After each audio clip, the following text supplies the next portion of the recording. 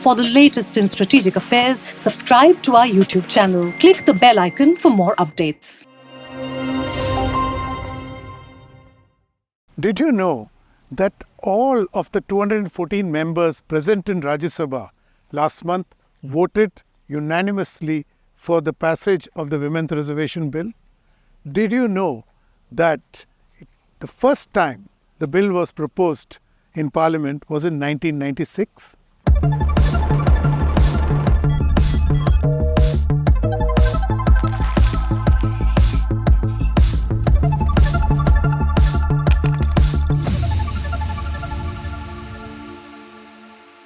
Hello and welcome to another edition of Capital Calculus. I am your host Anil Padmanabhan. In 1996, the United Front government, a motley coalition of political parties, first proposed the idea of reserving seats for women in Parliament as well as state legislatures. That proposal was still born because regional parties who were bitterly opposed to it nixed the idea. Subsequent efforts by various political regimes met a similar fate because of the same opposition from the same set of parties. All this changed last month. Parliament, which met in the new building for the first time, with near unanimity approved the law which now mandates that a third of the seats in Parliament as well as state legislatures will be reserved for women. How will this impact the socio-economic profile of India, which is already undergoing a churn thanks to the rapid reduction in poverty and the growth in the Indian middle class? To answer this and more, we spoke to Shamika Ravi. She is an economist, a member of the Prime Minister's Economic Advisory Council, and has done research of women in politics. I began by asking Shamika her first thoughts on the historic legislation that was approved by Parliament. My first thoughts, Anil, are it's long overdue. Der aaye durust aaye. I'm glad it has finally been enacted now. And of course, we are now waiting for the implementation to unfold. So, given that this is going to happen about 5 years from now, how do you see this eventually playing out in the public policy framework?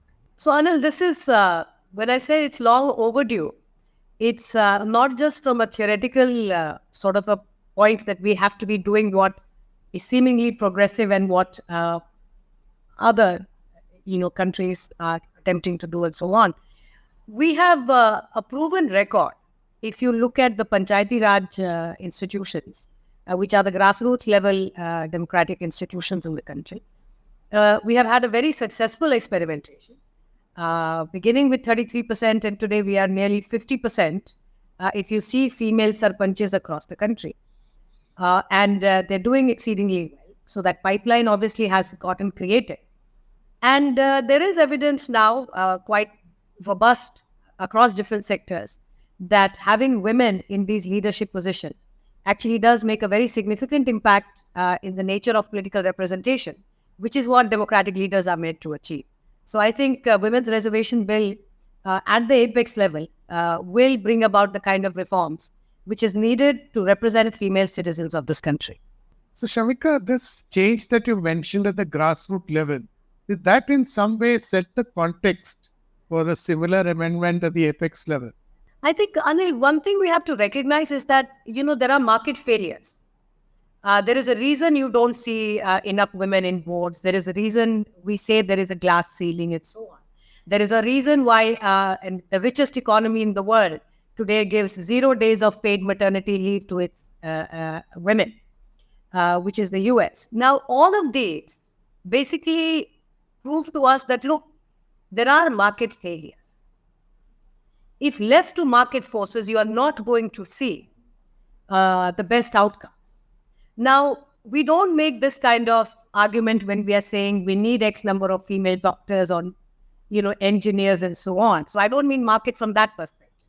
So it's not any labor market we are talking about. We are talking about democratic institutions where people represent.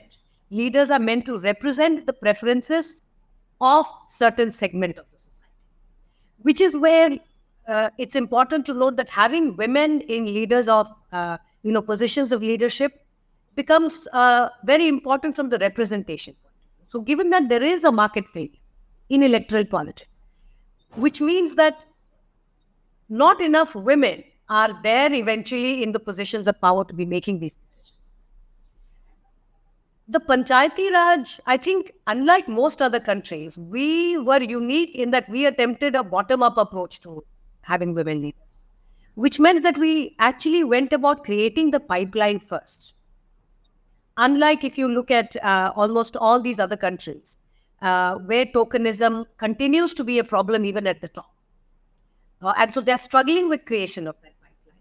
In India, this has been a policy push, whether it's within the panchayat, if you look at even board membership, right? Even in corporate affairs, we have brought about laws which mandate that 30% of board directors be, independent directors be women, and so on. So I think it is not just limited to one segment of society, which is, politics.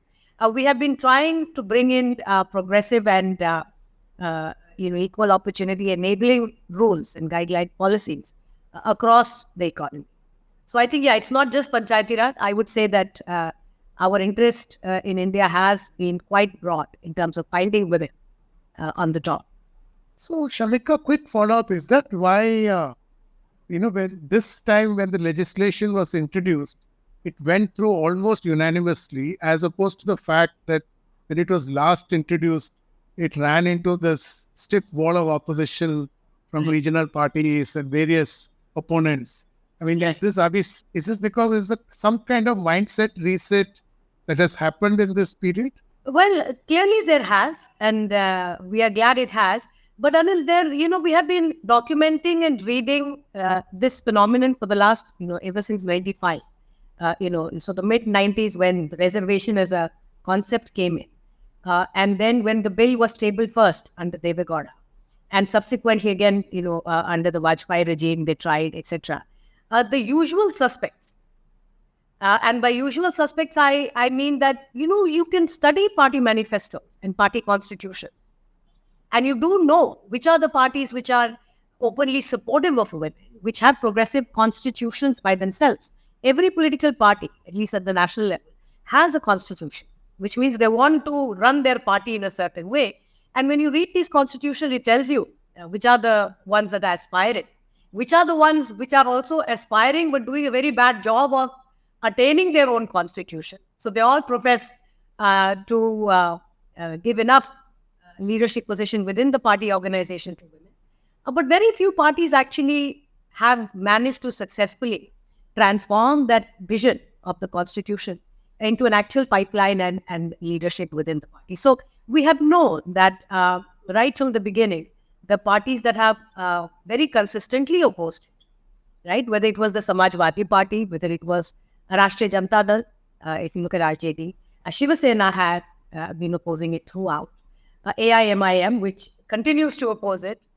So I think there have been usual suspects.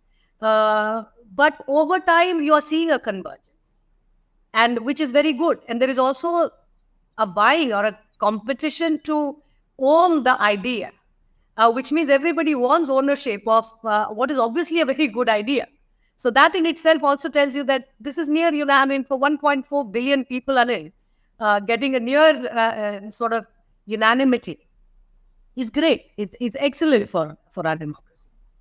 It is no coincidence that this mindset reset we witnessed last month is coming about at a time when women voters are riding this wave of empowerment induced by public policy.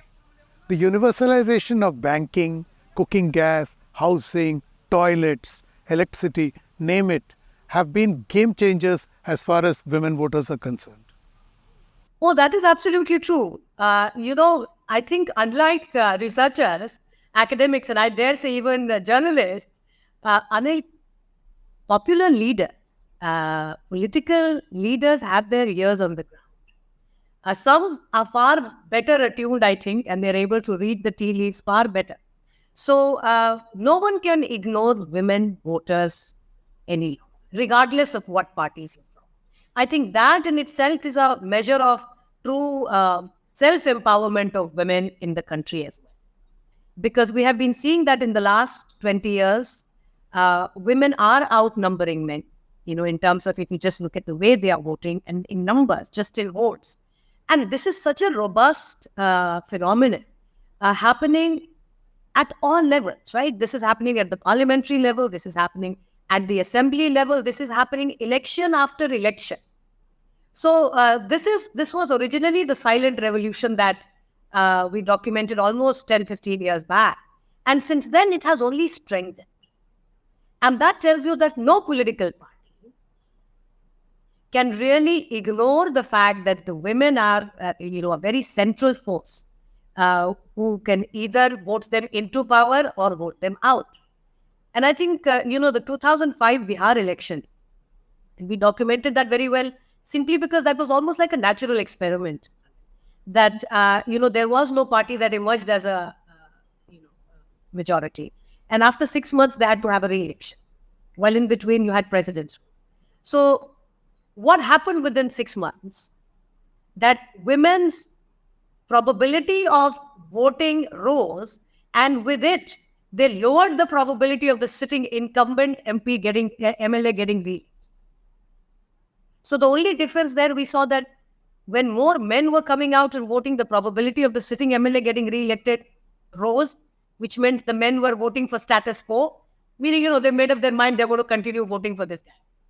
While the women, the higher the voter turnout of women for each constituency in Bihar in 2005, the lower the probability of the sitting MLA getting re-elected, which meant that, women are not voting like men. I think that's number one, and it's important for people to recognize. Secondly, women have emerged as agents of change. They're voting very differently, and they're voting against certain things and for certain things. So I think this is maturing of a democracy also, that we no longer can say, they vote based on what they are told. No, they're voting very distinctly for very different set of things. And so no party can ignore, which is great. So in a sense, we are democratizing democracy in this country by bringing this ignored gender into mainstream. So here, in this context, I want to draw attention to an opinion piece you wrote recently, where you talked about that there's a 7-fold increase in women contesting elections, which most of us have missed. Can you elaborate that? So if you study the data closely for MP elections as well as MLA elections, we have had so many elections, so it's you will pick up trends which otherwise can get missed at the national level if you only study 1 or 2 elections. What we are seeing, Anil, is that there has been a 6.5-fold increase in women contesting in the last 25, 30 years. Now, women voting had started to rise right from the beginning. And of course, after the 90s and TN session, elections becoming more secure, the advent of EVM meant that it became more difficult for parties and gundas to really, steal sort of the ballot and so on. Or ballot stuffing used to happen. You prevented women, the elderly, handicap, etc., etc. In that sense, you're absolutely right. Our democracy today is far more inclusive. If you just look at the participation of women and elderly and so on. And EVM had a large role to play in that. But you did not see the same rate women getting elected into leadership positions. And so then we started to see, well, what is happening? And then you notice that the probability of women contesting elections, so as candidates, is actually very low in the most developed parts of the country. So if you look at most of your industrialized belt, if you look at the southern belt, so on and so forth, the probability of women contesting very low. Women are mostly contesting in your backward and underdeveloped parts of the country, which is completely counter to what one would generally expect. Then we started to study, okay, they are contesting in all these parts, but are they winning? So you see, women are very less likely to also be elected from these backward regions. But we are completely discounting the fact that they are contesting. contesting itself is a major step, even if they don't win. So we have to now stop only looking at the winners and counting the numbers in the house. We also have to look at who are these women. And by the way, majority, almost 70% of them are electing without a party ticket, which means as independents, which means the cost and the odds are all stacked against them, but they are contesting. So this is a phenomenal shift that is happening in the economy. And I think when you recognize that, you also realize that women they seek political representation. And they're willing to go out and bear that cost. Politicians are listening because, as Shamika pointed out, women voters are voting differently and beginning to influence the final political outcome. The general belief is that, the women MPs are either meek or they just follow the party guidelines or whatever they are being told. They just follow the leader and so on. So we started to study the PRS data in detail to see who is asking questions and what kind of questions they are asking and so on. So we just analyzed the data by parties and by gender.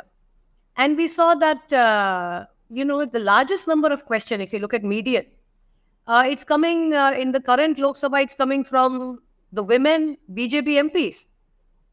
Now, so we went back so what is so peculiar about the, BJP women MPs?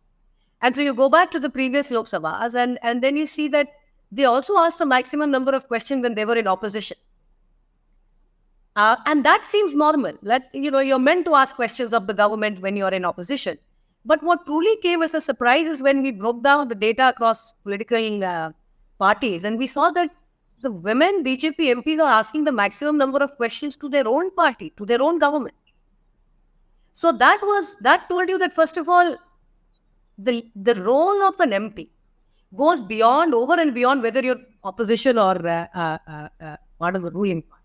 You are also representing your constituency and therefore certain kind of interests of your of the people, your constituency. Then you start looking at what are the kind of questions they raise. And there is a very distinct difference.